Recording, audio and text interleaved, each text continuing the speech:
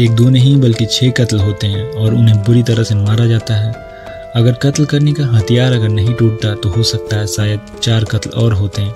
पिछले 1-2 दशक में शायद आपने ऐसी घटना सुनी नहीं होगी। ये घटना पूरे उत्तर प्रदेश को दिल दहला देने वाली घटना है। ये कहानी उत्तर प्रदेश के मणिपुर जिले में एक गांव है गोकुलपुरा अरसारा। इस गांव में एक लड़का रहता है जिसका नाम सोनू होता है।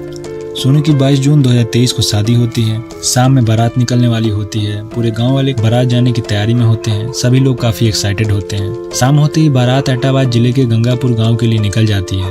पूरे बाराती लड़की वाले के दरवाजे पर पहुंचते हैं। लड़की वाले ने अच्छे से खाने पीने का इंतजाम किया होता है। सारे गाँव वाले खाने खाते खाते एंजॉय करते हैं और काफ़ी देर रात हो चुकी होती है तो गांव वाले जो होते हैं वो सारे वापस लौट जाते हैं। बस कुछ जिम्मेदार करीबी लोग होते हैं वही वहाँ रुक जाते हैं। बारात की कुछ रस्में होती हैं वो एक एक कर पूरी की जाती हैं और 23 जून 2023 को दोपहर तक बारात वापस लौट जाती है।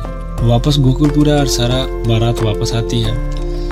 घर लौटने के बाद बजाते घर वालों ने डीजे का इंतजाम किया होता है। शाम होते ही पूरे गाँव वाले आते हैं और नाच गाने शुरू हो जाते हैं। पूरे गांव वाले नाचते रहते हैं। धीरे धीरे रात बीतती है। रात होती है, धीरे धीरे करके गांव वाले अपने अपने घर चले जाते हैं। कुछ गांव वाले बचते हैं।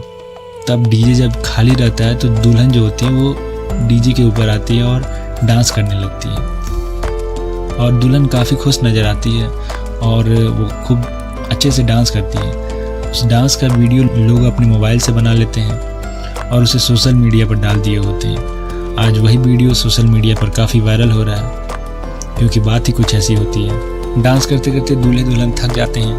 तभी उसका जो बड़ा भाई होता है जिसका नाम शिववीर होता है वो घर जाता है और एक कोल्ड ड्रिंक्स की बोतल लेके आता है। कोल्ड ड्रिंक्स की बोतल लाता है, दूल्हे दुल्हन को पिलाता है और उसके दोस्त जो होते हैं उन लोगों को पिलाता है। सब कुछ नाच गाना करने के बाद सभी लोग जो होते हैं वो सो जाते हैं। ये जो सोनू है इसके एक बहन है और 3 भाई हैं। इससे बड़ा एक शिववीर और इससे एक छोटा भाई। बहन जो है उसकी शादी हो चुकी होती है। अब सुबह होती है। दूल्हे की जो बहन है वो उठती है और शौच करने के लिए पास के जंगल में चली जाती है। तभी उसका जो बड़ा भाई होता है शिववीर वो भी जग जाता है।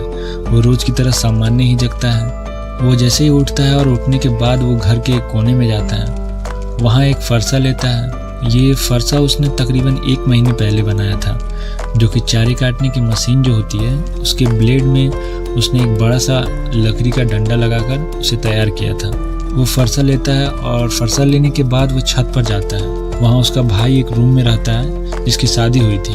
वह उसके गेट के पास जाता है और गेट खोलने की कोशिश करता है और बहुत ही आसानी से वो गेट खोल लेता है क्योंकि गेट जो होता है वो अंदर से लॉक नहीं रहता है। गेट खोलने के बाद वो दुल्हन के पास जाता है और दुल्हन के पास जाने के बाद वो लगातार फरसे से दुल्हन के चेहरे पर वार करने लगता है। वो इतनी बार उस फरसे से उससे पर हमला करता है कि दुल्हन के टुकड़े टुकड़े हो जाते हैं। पास में जो उसके सोया हुआ भाई है उसे अब तक कुछ एहसास नहीं है। तभी वो दुल्हन को मारने के बाद अपने भाई पर सेम उसी तरह से हमला करने लगता है और भाई के भी शरीर के एक एक कर टुकड़े कर देता है। जब इसे संतुष्टि हो जाती है कि ये दोनों अब तक जिंदा नहीं रहे तब वो वहाँ से नीचे आता है और नीचे में एक खाट पे उसके बहन का पति सौरभ सोया हुआ होता है।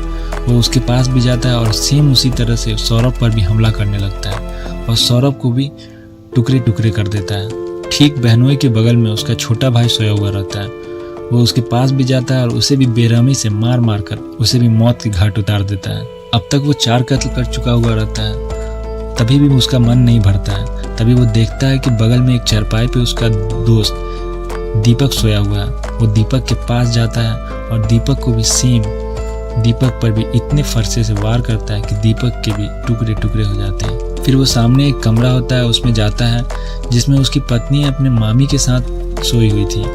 वो उसके पास जाकर फरसे से उसके ऊपर मारने ही वाला होता है। तभी उसकी आंख खुल जाती है और वो चिल्लाने लगती है, बचने की कोशिश करती है जिसके कारण वो फरसा उससे न लग कर बेड पर लग जाता है जिसके कारण से फरसे का जो डंडा होता है वो टूट जाता है। तभी मामी भी जग जाती है और मामी उसे पकड़ने की कोशिश करती है तो वो फरसा जो टूटा हुआ रहता है उसी फरसे से मामी पर भी वार करने लगता है। लेकिन अब उस फरसे में उतनी ताकत नहीं रही।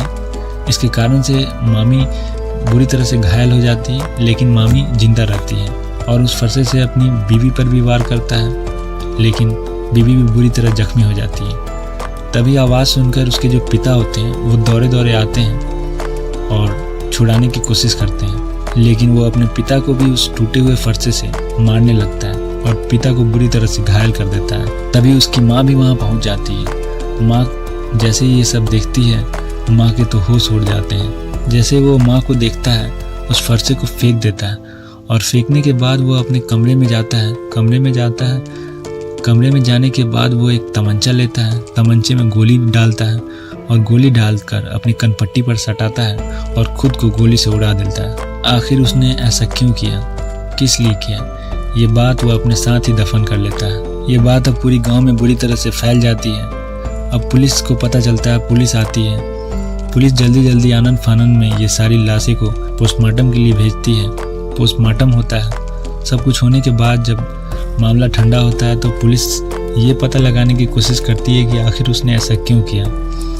जब पुलिस जांच पड़ताल करती है तो उसके जो पिता होते हैं वो बोलते हैं कि मेरे जो दोनों छोटे बेटे थे ये काफ़ी तरक्की कर चुके थे, लेकिन ये बड़ा बेटा जो था ये तरक्की नहीं कर रहा था। उनकी तरक्की को देखकर इसकी जलन बढ़ रही थी, इसी कारण से उसने ऐसा किया है।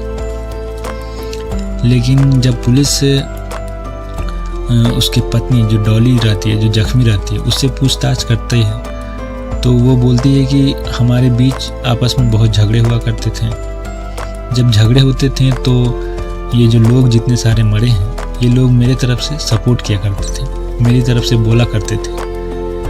इन्हीं कारणों से उसे इस बात की इच्छा थी, जलन थी और वो इन्हीं कारणों से उन्हें मार दिया है। लेकिन असल बात क्या है, क्या था कारण, ये उसी के साथ ये दफन हो चुका। तो दोस्तों, ये कहानी सुनाने का एक ही मकसद है कि कभी भी किसी से जले नहीं, आपस में प्यार बनाए रखें। और ये कहानी अगर पसंद आई हो आपको तो लाइक ज़रूर करें और चैनल को सब्सक्राइब भी ज़रूर करें। धन्यवाद।